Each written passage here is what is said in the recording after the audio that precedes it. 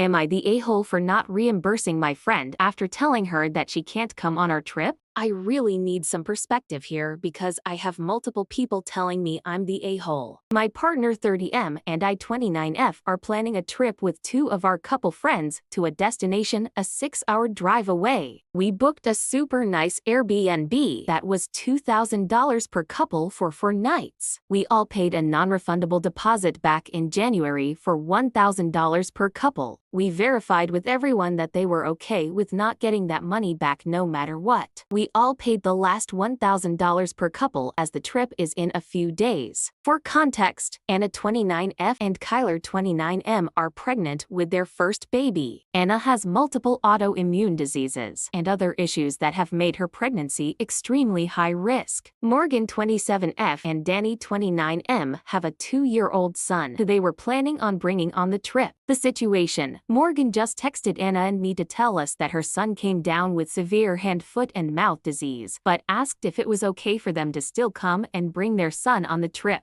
Morgan is a nurse and knows about Anna's condition, so I was surprised that she asked to bring her son in that condition. They were also unwilling to leave their son behind, so it was all of them or nothing. Anna and I chatted privately and she did not feel comfortable because of her autoimmune issues and high-risk pregnancy. Because of this, we told Morgan that we were no longer comfortable with them coming. Morgan immediately came back asking us to Venmo her for the $2,000 they had already spent for the Airbnb. She was very demanding and accusatory, which rubbed me the wrong way. I told her that I was comfortable sending them the $1,000 refundable part of the cost, but not the $1,000 non-refundable part because we had all agreed we wouldn't get that back. This would put my partner and I, Anna and Kyler, out an extra $500 that we weren't planning on for the trip, but I felt like that was fair since they weren't going but had agreed back in January that the other $1,000 wasn't refundable and they were okay not getting that back. Morgan absolutely lost her